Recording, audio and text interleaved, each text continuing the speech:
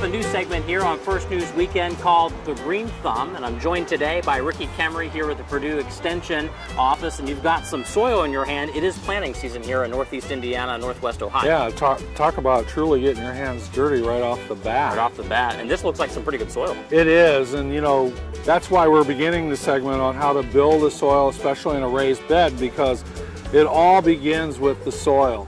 And if you don't have good soil to plant your plants in, you're going to have a lot more trouble with diseases and insects. So you've got a raised bed here behind us, and in this raised bed you've got a bunch of different things that will make for good soil. Yeah, and what we've done here, do you like lasagna? Yeah, I love lasagna. Of course, everybody loves it.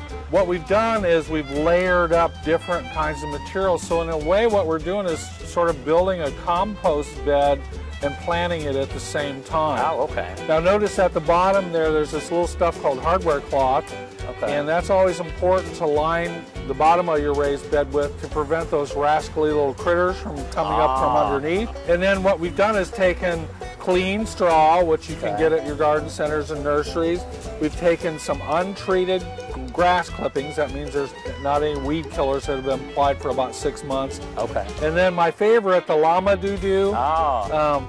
And we have one of our master gardeners that has a llama farm, so there's plenty of that. And then on the top, we just put regular compost or a topsoil. Okay. And that's what we would plant in.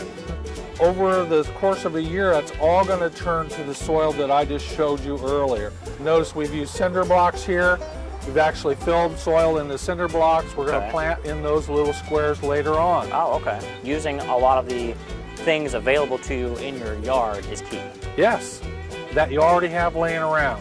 How deep should these raised beds be? You need at least about 10 to 12 inches in depth. Probably at least 2 cinder blocks deep then? Yeah, I like to make raised beds a little higher so they're easier to reach. Okay. In general, raised beds should be no more than 3 to 4 foot in width, and they can be as long as you want them. Well, thanks so much, Ricky, for showing me how to make a raised bed. We'll be back with more tips on the Green Thumb in the next couple of weeks. Thanks so much again, Ricky. You're welcome. We'll be right back.